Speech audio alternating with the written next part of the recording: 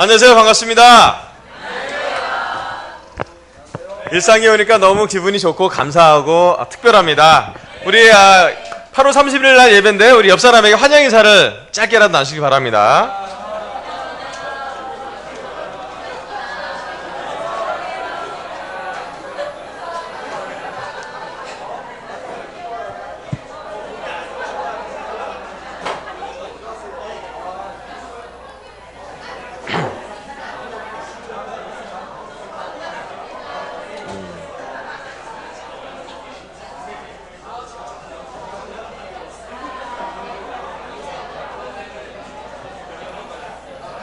아멘. 일상교회 오면 좋은 게 너무 많이 있습니다. 특별히 오늘 제가 너무 특별히 감동받은 부분은 우리 김혜란 자매 성찬이 너무 감동이 되었습니다. 마음과 또 이렇게 그 시아버지에 대한 마음, 또 그 관계를 다 나누시고 고난 중에서도 예수님을 기억하는 그 관계가 너무 희망이 있다는 생각이 들어서 너무 기뻤습니다. 또 저는 찬양 인도자들이 온 마음이 찬양해서 너무 감사하고, 또 찬양을 들으면서 우리 교회 초창기의 찬양처럼 마음이 많이 찬양이 돼서 너무 기뻤습니다. 네. 또 우리 어르신들이 계시는 예배가 있어서 너무 감사합니다. 일상교회 작년부가 계속 성장하는 걸 보면서 교회가 되게 성숙해지고 있다는 것도 많이 깨닫게 됩니다. 또 주일학교 선생님들이 있어서 너무 감사합니다. 일상교회 주일학교가 계속 성장한 걸 느끼고 있고요. 또 참 우리가 사랑의 결실이 많이 맺혀진다는 생각이 들어서 기쁩니다. 또 저는 이렇게 특별히 그 강단에 꽃을 봤는데요, 새가 알을 품고 있는 건 처음 봤습니다. 서울교회보다 강단도 크고 너무 좋은 준비가 돼서 참 마음이 준비되었습니다. 원래 이 설교 시간은 정도현 목사님이 예정했는데요, 우리 정도현 목사님이 우리 잠실교회 1부 3부 설교를 좀 준비하시는 바람에 제가 오게 됐고요. 우리 김호 목사님 부부는 지금 싱가포르에서 많은 것을 배우고 계시고 많은 것을 들으시고 계시고 방언의 영이 터지셔서 영어로 교제하고 계시기입니다. 그럼 많이 기대해 주시면 우리 김 목사님이 돌아오셔서 정말 설교를 정말 많이 들었거든요. 제가 토역하다가 머리가 끊길 정도로 통역하다 왔는데 무슨 얘기하는지 나중에 모를 정도 많이 들었으니까 여러분 그것을 소화해서 많이 배울 수 있을 것입니다. 저는 목사가 안수를 받은 다음에 첫 주중예배 설교를 우리 영등포에 설교를 했고요, 첫 주일 예배 설교를 일산교회에서 하게 됐습니다. 감사합니다. 신임 목사의 설교지만 하나님이 전하는 설교이기 때문에 기쁘게 잘 들었으면 좋겠습니다. 우리 이사야 43장 18절부터 19절을 보도록 하겠습니다. 이사야 43장입니다.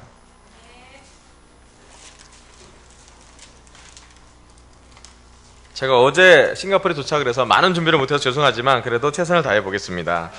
이사야 43장 18절부터 19절입니다. 이사야 43장 18절. 너희는 지나간 일을 기억하려고 하지 말며 옛 일을 생각하지 말아라. 내가 이제 새 일을 하려고 한다.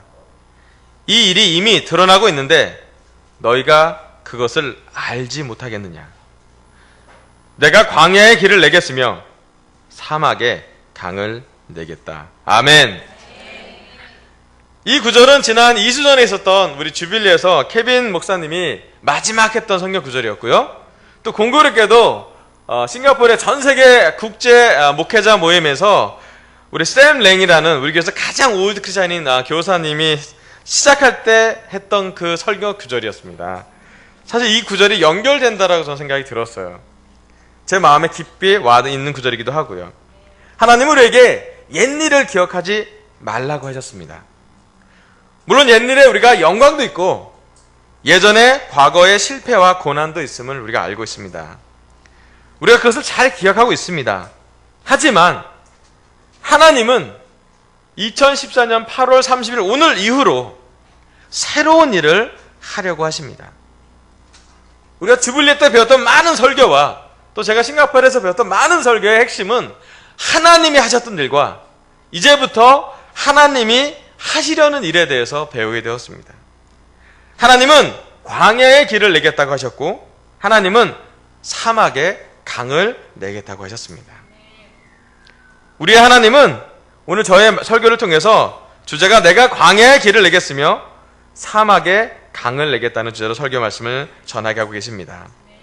제일 먼저 광야의 길에서 말씀을 나누도록 하겠습니다. 우리 마태복음 11장 10절부터 12절입니다. 마태복음 11장 10절부터 12절입니다. 마태복음 11장 10절부터 12절. 보아라, 내가 심부름꾼을 너보다 앞서 보낸다. 그가 내 앞에서 내 길을 닦을 것이다 하였다. 내가 진정으로 너에게 말한다. 여자가 낳은 사람 가운데서 세례자 요한보다 더 큰 인물은 없었다. 그런데 하늘나라에서는 아무리 작은 이라도 요한보다 더 크다. 세례자 요한 때로부터 지금까지 하늘나라는 힘을 떨치고 있다. 그리고 힘을 쓰는 사람들이 그것을 차지한다. 아멘. 여기 구절을 보면 세례자 요한이 주님의 길을 평탄하게 하는 사람이라고 나와 있고요. 진실로 세례자 요한이 여자에서 낳은 사람 중에 가장 위대한 사람이라고 얘기를 했습니다. 그리고 하늘나라에 가면 세례자 요한보다 우리 한 사람 한 사람이 가장 또 위대하다라고 하나님이 말씀을 하셨습니다. 근데 여기 하늘나라가 어떻게 움직이는지 구절에 나와 있습니다. 하늘나라가 어떻게 움직이고 있나요?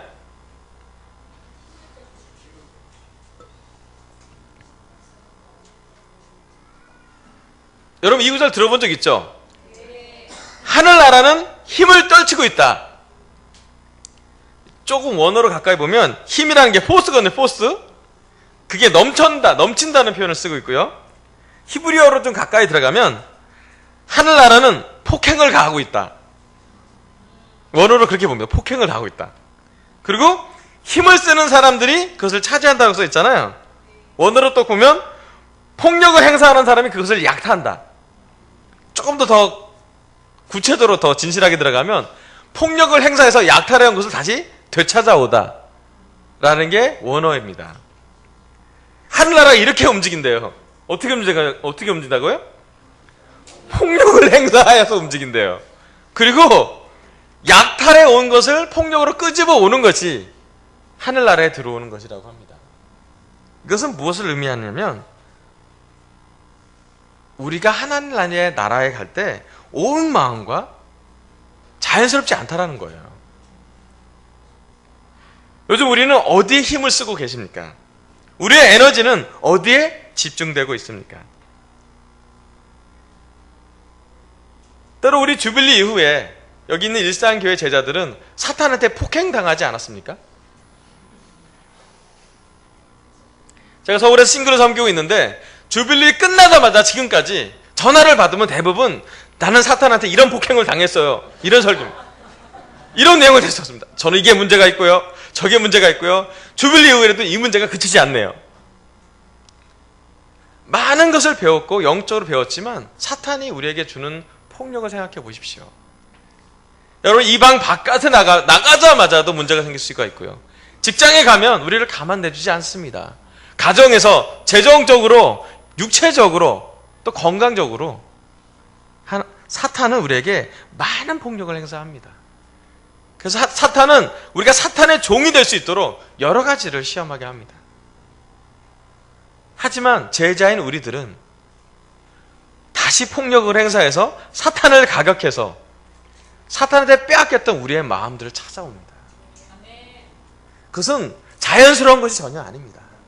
사탄에게 순종하는 것이 훨씬 더 자연스럽습니다. 이 세상의 조류를 따라가는 것이 훨씬 더 쉬운 삶입니다.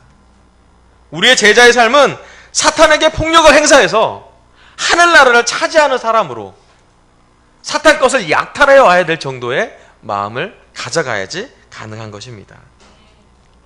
저는 이번에 주부리를 보면서 특별히 일상교회에 준비한 것을 보면서 힘을 쓰는 것이 무엇인지를 많이 배우게 되었습니다. 여러분 힘을 쓰셨죠? 네. 언제 힘을 쓰셨나요? 저 난타 공연에 우리 민호 형님의 눈빛을 보면서 광선이 나가는 걸 봤습니다. 이게 북을 치는 것에 끝나는 것이 아니라 북을 치면서 여러분의 스피릿, 여러분 한 사람 한 사람마다 뒤에 이렇게 큰 그 아우라가, 저는 그 데이빗 형제한테서 아우라가 느꼈다니까.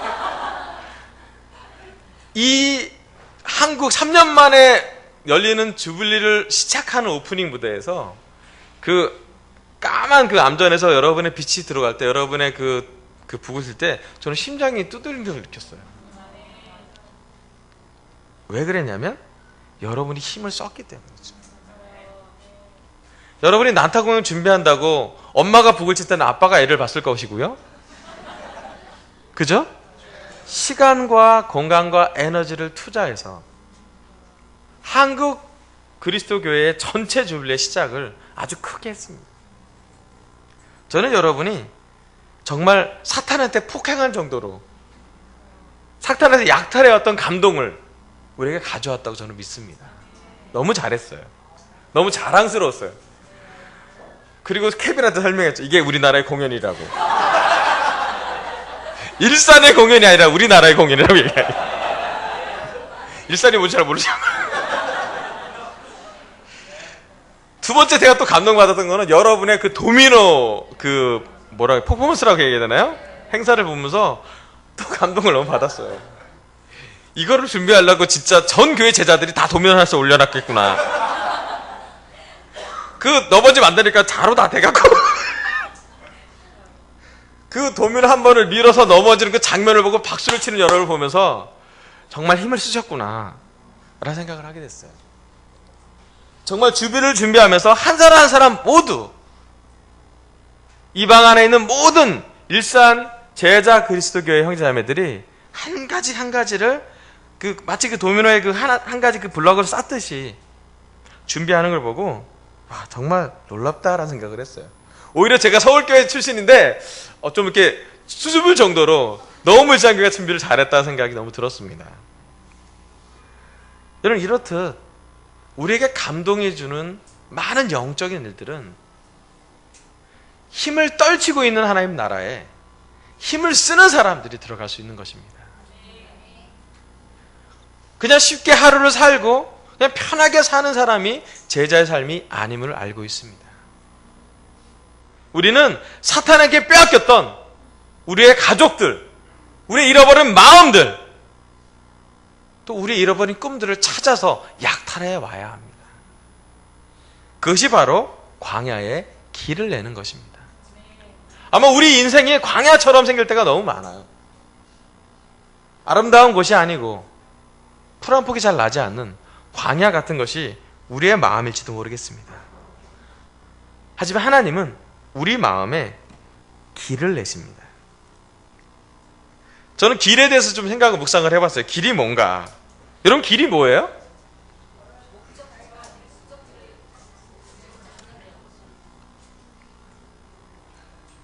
길은 한 마을에서 다음 마을로 갈 때까지 갈 수 있는 연결 동료죠. 그죠? 길은 어디에서부터 왔고 어디로 가야 되는지를 정확히 아는 곳입니다. 그죠? 여러분, 길을 다니면 대부분 이정표가 좋은 길에 나와 있죠? 얼마 가면 뭐가 나옵니다. 얼마 나오면 뭐가 나옵니다. 여러분, 우리가 하나님을 따라가면 내 마음이 어디로부터 왔고 어디로 가는지 명확히 알 것이에요.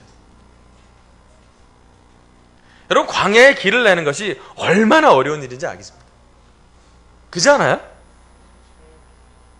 길이 나 있지 않는 곳에 길을 만든다는 것은 너무 어려운 일입니다. 하지만 하나님은 우리 마음의 광야에 길을 내신다고 했습니다. 자, 그 길에 대해서 좀 더 깊게 보겠습니다. 요한복음 14장 4절부터 7절입니다. 요한복음 14장 4절부터 7절입니다. 요한복음 14장 4절입니다. 너희는 내가 어디로 가는지 그 길을 알고 있다. 도마가 예수께 말하였다. 주님, 우리는 주님께서 어디로 가시는지도 모르는데 어떻게 그 길을 알겠습니까? 예수께서 그에게 말씀하셨다. 나는 길이요, 진리요, 생명이다. 나를 거치지 않고서는 아무도 아버지께로 갈 사람이 없다. 너희가 나를 알았더라면 내 아버지도 알았을 것이다. 이제 너희는 내 아버지를 알고 있으며 그분을 이미 보았다. 아멘. 여기 말씀해 보면 예수님은 제자들이 그 길을 알고 있다라고 말했어요. 근데 도마가 얘기합니다. 저는 그 길을 잘 모르니까 어떻게 알겠습니까? 라고 물어보죠. 근데 예수님 대답이 어떻습니까? 네. 내가 길이라고. 여러분, 우리에게 길은 예수님입니다. 예수님이 우리의 길입니다. 아멘? 우리는 예수님께로부터 와서 예수님께로 갈 것입니다. 맞아요? 아주 이상한 말인데 맞는 얘기예요. 우리는 예수님으로부터 왔으며 예수님께로 갈 거고요. 언젠가 천국에서 보이지 않는 예수님을 직접 보게 될 겁니다. 그럼 우리 인생은 예수님과 함께하는 여정이어야 합니다. 우리의 힘으로, 우리의 능력으로, 우리만의 생각으로 갈 수 없는 것이 하늘나라입니다. 오늘 우리 일산 그리스도교의 제자들은, 일산 제자 그리스도교의 사람들은 어디에 서 계십니까? 어디로 향하고 싶습니까? 우리 제자들이 향해야 할 곳은 바로 예수님이어야 합니다. 때로 우리 마음이 직장을 향하고, 우리 마음이 관계를 향하고, 우리 마음이 재정을 향하고, 우리가 원하는 건강으로 향할 수 있지만 궁극적으로 우리가 가야 할 그 길은 예수님입니다. 우리가 광야 같은 곳에 있지만 우리겐 늘 예수님이 계십니다. 여러분, 예수님과 함께 한다면 여러분이 어디로 가야 될지도 명확히 아실 겁니다. 우리 주위에는 어디로 가서 어디로 가야 될지 모르는 수많은 사람들이 있습니다. 많은 가르침이 존재하고, 많은 세상적인 성향이 존재하고, 많은 방법들이 존재합니다. 하지만 예수님은 이 광야 같은 세상에 우리의 삶에 길을 내어 주십니다.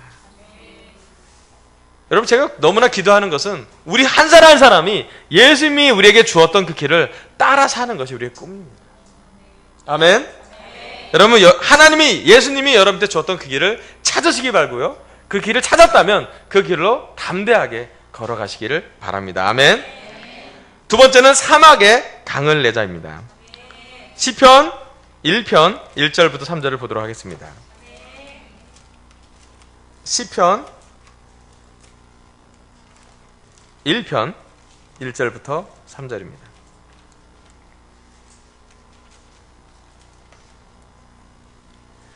복 있는 사람은 악인의 꾀를 따르지 아니하며 죄인의 길에 서지 아니하며 오만한 자의 자리에 앉지 아니하며 오로지 주님의 율법을 즐거워하며 밤낮으로 율법을 묵상하는 사람이다. 그는 시냇가에 심은 나무가 철 따라 열매를 맺으며 그 잎이 시들지 아니함 같으니 하는 일마다 잘 될 것이다. 아멘.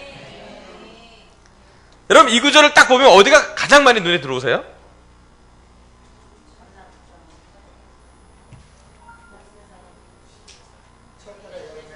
아멘. 아멘.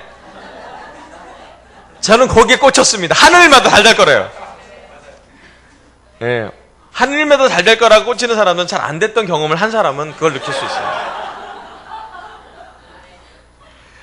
복 있는 사람과 하는 것마다 잘 될 거라는 것을 연결하고 싶은 충동이 강하게 듭니다. 그죠? 자, 그렇다면 복 있는 사람과 하느님마다 잘 될 것을 하는 그 연결하는 가장 중요한 중간에 뭐가 있나요?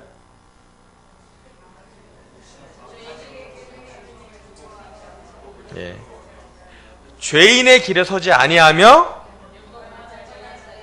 예, 오만한 자의 자리에 앉지 않고, 예, 예, 주님의 율법을 밤낮으로 좋아하고 즐거워하고 묵상한 사람이래요. 여러분, 우리 인생은 죄인의 길에 서는 게 더 쉽습니다. 여러분, 죄를 지으셨잖아요. 그죠? 죄를 짓는 것이 죄를 안 짓는 것보다 훨씬 쉬워요. 우리 인생은 오만한 자리에 앉는 것이 훨씬 쉽습니다. 그리고 오만한 자리에 앉을도록 평생을 노력하게 만듭니다. 왜 우리가 좋은 학교에서 좋은 점수를 바랍니까? 왜 우리가 좋은 직장을 다니기를 원합니까? 왜 우리가 더 놀라운 위치야 직책을 가지려고 하고 있습니까?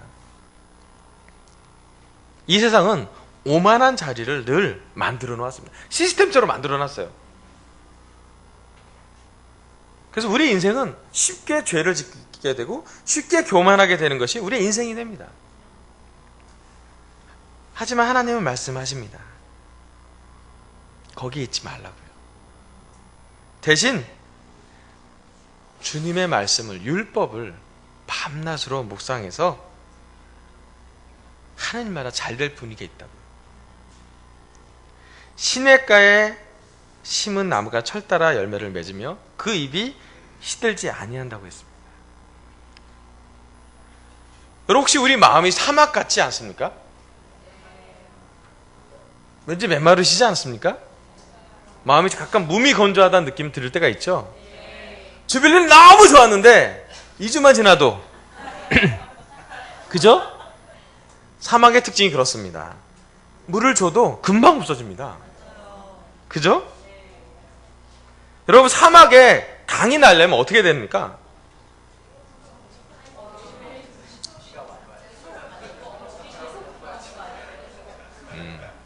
첫 번째는 비가 계속 내려야 됩니다.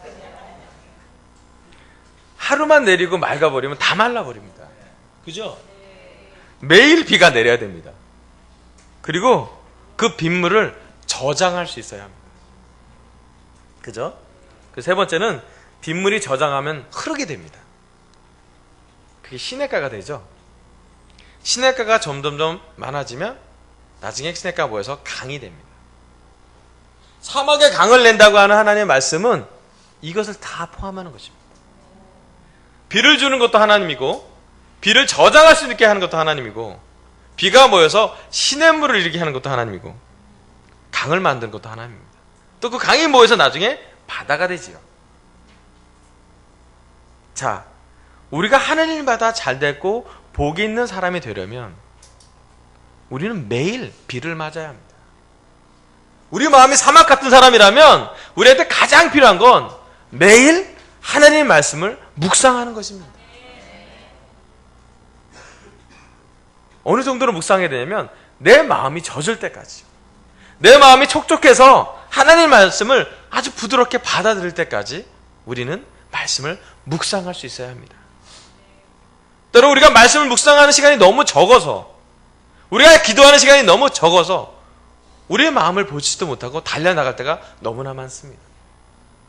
부끄럽지만 목사님 저도 제가 말씀에 깊게 들어갈 시간이 가면 갈수록 점점 적어짐을, 그럴 유혹이 있음을 느낍니다. 하지만 하나님은 말씀에 깊이 있는 바다와 같은 그 말씀을 맛보지 않고서는 참 이 일을 어렵게 만들어 놓으셨습니다. 저는 이번에 싱가포르 그 전 세계 목회자 모임, 전 세계 인도자 모임을 다녀왔습니다. 너무 놀라웠어요. 정말 말씀이 강처럼 흐르는 걸 느낄 수 있습니다. 전 세계의 제자들이, 전 세계 그 목사님들 모여서 한 2,000명 모였으셨어요. 어떻겠어요? 정말 많은 말씀을 막 30분 단위로 계속 준비하고요. 제가 나중에 이제 통역하다가 머리가 띵해갖고 토할 정도로 통역했어요, 제가. 그리고 가혹한 통역의 덫을 느꼈습니다.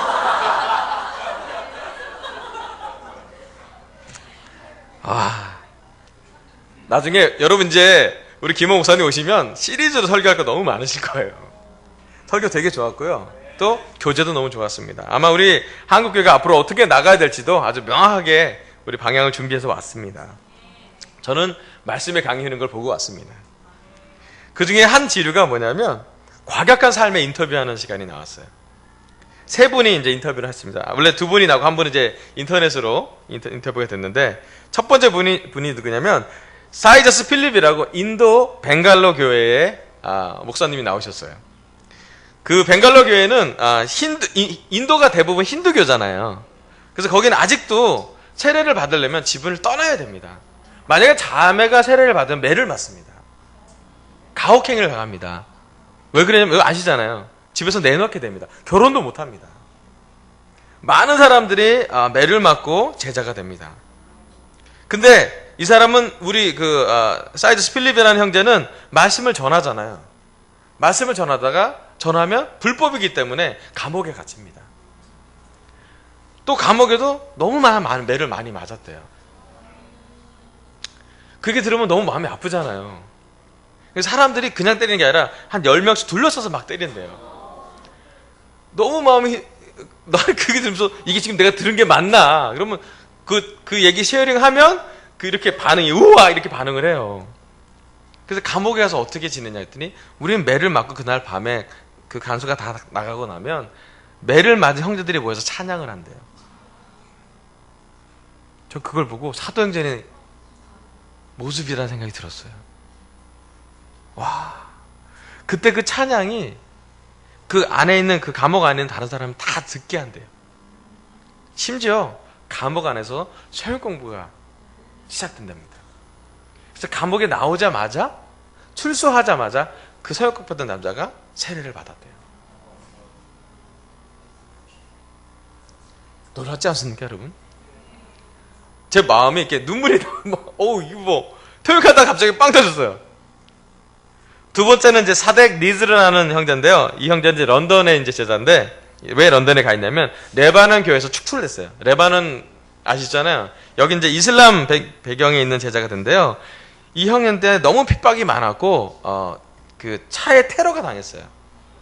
그래서 뼈가 36군데가 부러졌어요. 병원에 누워 있으면서 이렇게 인터뷰하는 장면이 나왔습니다. 어떻게 핍박을 받았는데 이겨내고 있습니까? 성경에 핍박 받을 거라고 써 있잖아요. 자기가 핍박 받을 때 느꼈대요. 이 박해가 하나님의 말씀이 성취되는 시간이구나.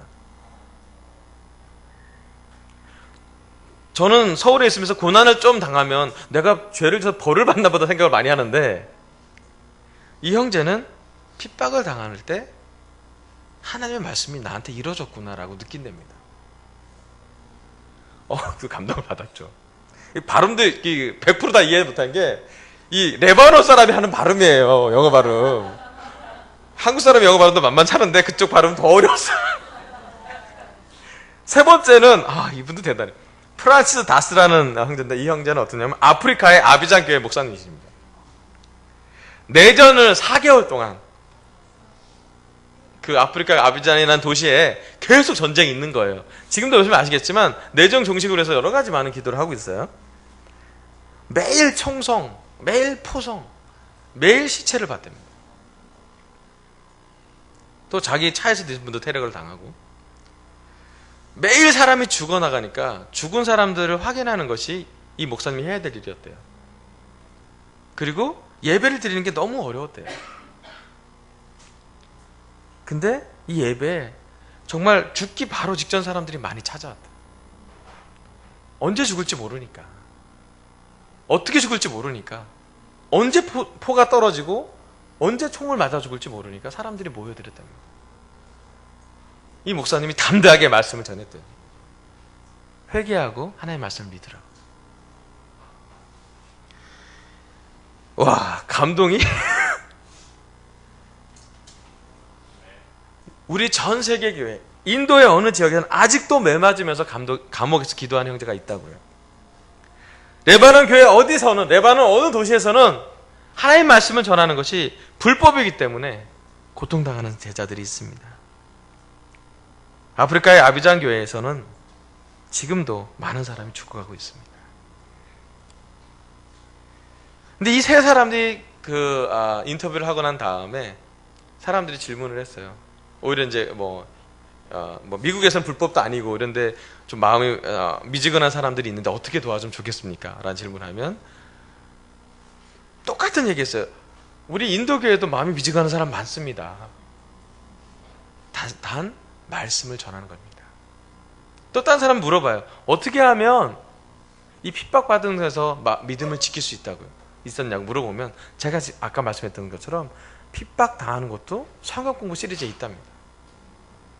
핍박을 당하는 것이 하나님의 뜻이라면 그것은 하나님의 구절, 성경 구절이 이루어진다라고 확신하는 것이라고 합니다. 그 믿음이 그 교회를 보호한다고 했어요. 핍박을 피할 수 없다면, 박해를 피할 수 없다면 그 박해 속에서도 말씀을 전하는 것이 하나님의 뜻이라고요. 저는 제 마음의 사막에 강이 흐르는 걸 봤습니다. 제가 한국에 돌아가서 다시는 내가 힘들다고 얘기하지 말아야지. 형제자매들이 막 힘들다고 얘기하면 다시는 힘든다는 걸 받아주지 말아야지.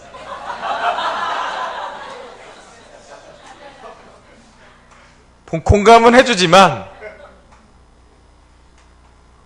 하나님이 제 마음의 사막에 비도 내리게 하셨고 빗물을 저장하게도 하셨고 시냇가를 흐르게 했고 이젠 강을 흐르게 합니다. 저는 그 강이 마르지 않기를 바라요.